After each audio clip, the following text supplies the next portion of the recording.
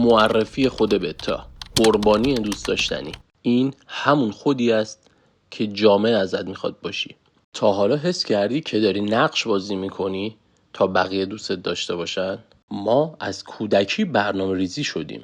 سیستم آموزشی، والدین و مدیا همگی به ما یاد دادن که پسر یا دختر خوبی بودن یعنی کسی که همیشه لبخند میزنه، مخالفت نمیکنه و سرش تو لاک خودشه. جامعه عاشق سربازهای مطیع و کارمندان بی درد سره، نه رهبران جسور. این خود بتا محصولی است برای راحت تر اداره شدن توسط دیگران. مؤدب بودن با ضعیف بودن فرق داره. خود بتا ادبش از روی احترام نیست، بلکه از روی ترسه. ترس از اینکه اگه نظر واقعیش رو بگه طرد میشه.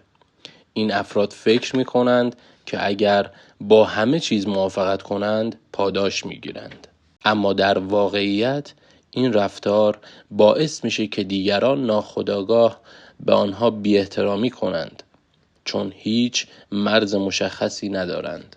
ریشه اصلی ترس از تنهاییه.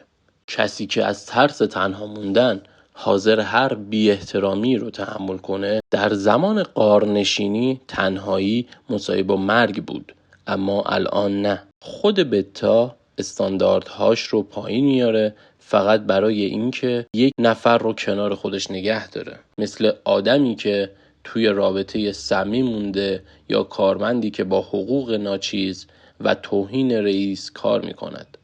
این باج دادن عاطفی است. تله راحت طلبی، عاشق قربانی بودن. این خود عاشق قربانی بودنه، چون قربانی بودن راحته و مسئولیتی نداره. چرا قربانی بودن لذت بخشه؟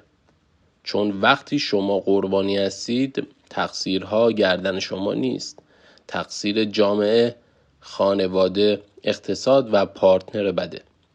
خود بتا از این درد فرار میکنه و ترجیح میده بشینه و ناله کنه تا اینکه بلند بشه و بجنگه.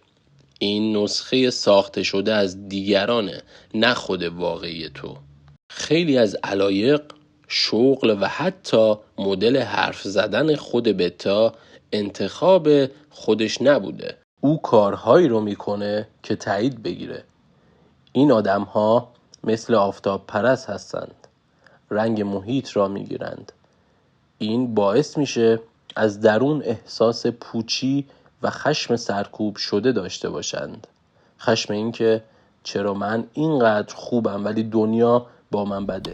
راهکار و نتیجه گیری: تبدیل شدن به خود واقعی آلفا. تمرین 1: نگفتن.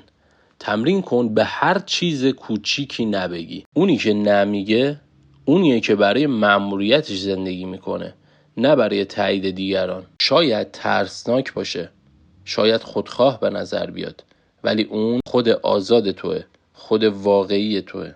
تمرین 2: تعیین حد و مرز. اجازه نده کسی بهت بی احترامی کنه، حتی اگه به قیمت پایان دادن رابطه باشه. تمرین 3: پذیرش تنهایی. یاد بگیر از تنهایی لذت ببری تا محتاج نباشی. کشتن خود بتا مساوی با تولد قهرمان درون توه. دیگه نپرس خودم باشم، بپرس کدوم خودم رو باید امروز تغذیه کنم، قربانی رو یا جنگجو رو. توی کامنت ها بهم بگید.